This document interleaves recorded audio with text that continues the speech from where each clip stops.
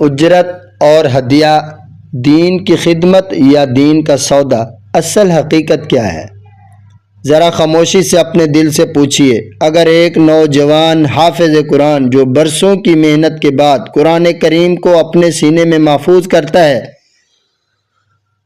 رمضان المبارک کی راتوں میں کھڑا ہو کر اللہ کا کلام سناتا ہے اور نماز کے بعد آپ اس کے ہاتھ میں ایک لفافہ رکھ دیں، تو کیا وہ دین بیچ رہا ہے یا آپ اس کے علم کی قدر کر رہے ہیں؟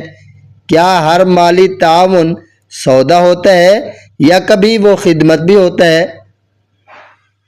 آج ہم جذبات نہیں، دلیل کی روشنی میں بات کریں گے۔ قرآن کریم کا اصول، نیت کی بنیاد۔ اللہ سبحانہ و تعالیٰ قرآن کریم کے اندر ارشاد فرماتے ہیں، وَمَا أَسْأَلُكُمْ عَلَيْهِ مِنْ أَجْرٍ إِنْ أَجْرِيَ إِلَّا عَلَىٰ رَبِّ الْعَالَمِينَ۔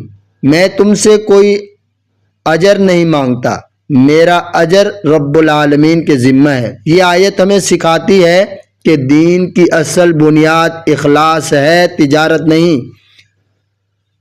لیکن اسی اللہ سبحانہ و تعالیٰ کا فرمان ہے، لَيْسَ عَلَيْكُمْ جُنَاحٌ أَن تَبْتَغُوا فَضْلًا مِّن رَّبِّكُمْ۔ تم پر کوئی گناہ نہیں کہ تم اپنے رب العالمین کا فضل تلاش کرو۔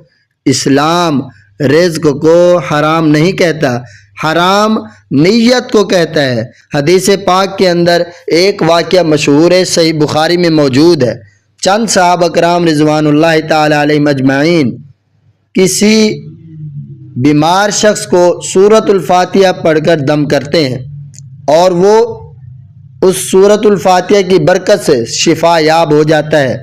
پھر اس پر ان صحابہ کرام کو بدلے میں چند بکریاں ملتی ہیں۔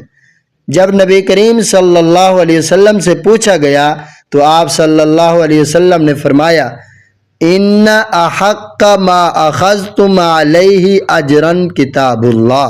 صحیح بخاری۔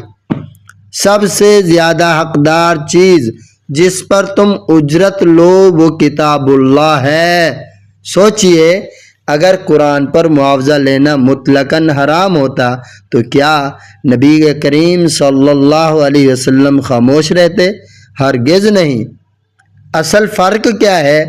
الفاظ نہیں، نیت ہے۔ اجرت کیا ہے؟ پہلے سے شرط لگا لینا، معاہدہ کرنا، رقم طے کرنا۔ ہدیہ کیا ہے؟ خدمت کے بعد عزت کے ساتھ دیا گیا تعاون، اسے ہدیہ کہتے ہیں۔ اجرت میں سودا ہے، ہدیے میں محبت ہے۔ فرق لفظوں میں نہیں، نیت میں ہے۔ سنن ابی داؤد کے اندر ایک حدیث ہے، نبی کریم صلی اللہ علیہ وسلم نے ارشاد فرمایا، جو علم اللہ کی رضا کے لیے ہونا چاہیے اگر اسے صرف دنیا کے لیے حاصل کرے تو جنت کی خوشبو بھی نہ پائے گا۔ یہ حدیث ہمیں ڈراتی ہے، لیکن یہ خدمت کرنے والوں پر الزام نہیں لگاتی، بلکہ نیت کو درست کرنے کا پیغام دیتی ہے۔ صحابہ کرام رضوان اللہ تعالی علیہم اجمعین کا طرز عمل کیا تھا؟ حضرت عبداللہ بن عباس رضی اللہ تعالیٰ عنہ قرآن کریم کی تعلیم پر اجرت کے جواز کے قائل تھے۔ ائمہ اربعہ میں سے امام اعظم ابو حنیفہ رحمۃ اللہ تعالی علیہ کے بعد کے فقہا نے بھی ضرورت کے تحت تعلیم قرآن پر اجرت کے جواز کا قول اختیار کیا۔ کیوں؟ کیونکہ اگر قرآن پڑھانے والے کو سہارا نہ دیا جائے تو علم کا سلسلہ ٹوٹ جاتا ہے۔ اخلاقی پہلو کیا ہے؟ سب سے اہم بات، سوچئے، ایک حافظ جو اپنی جوانی قرآن کو دے دے، اپنی نیند قربان کر دے، اپنی دنیا محدود کر دے اور ہم اس کی خدمت کو دین بیچنا کہہ دیں، یہ انصاف نہیں۔ اگر ہم دین کے خادموں کو عزت نہیں دیں گے تو ہماری نسل قرآن سے کیسے جڑے گی؟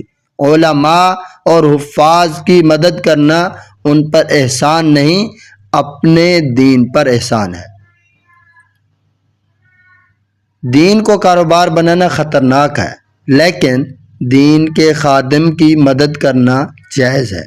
شرط کے ساتھ سودا اور بات ہے، محبت کے ساتھ ہدیہ اور بات ہے۔ اصل فیصلہ نیت پر ہے۔ اسلام توازن کا دین ہے۔ آج فیصلہ آپ کے ہاتھ میں ہے۔ آپ دین کے خادم کو مشکوک نگاہ سے دیکھیں گے یا اس کے ہاتھ کو تھامیں گے۔ اگر قرآن پڑھانے والے کمزور ہو گئے تو کل قرآن پڑھنے والے کہاں سے آئیں گے؟ اللہ ہمیں اخلاص دے اور دین کے خادموں کی قدر کرنے والا بنائے۔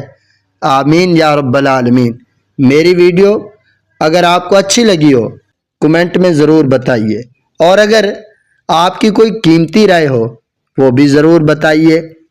اگر میری ویڈیو آپ کو بری لگی ہو تو میری اصلاح کر دیجئے، کمنٹ میں ضرور بتائیے۔ اگر یہ اچھی لگی ہے اسے دوسروں تک صدقہ جاریہ سمجھ کر شیئر ضرور کیجیے گا۔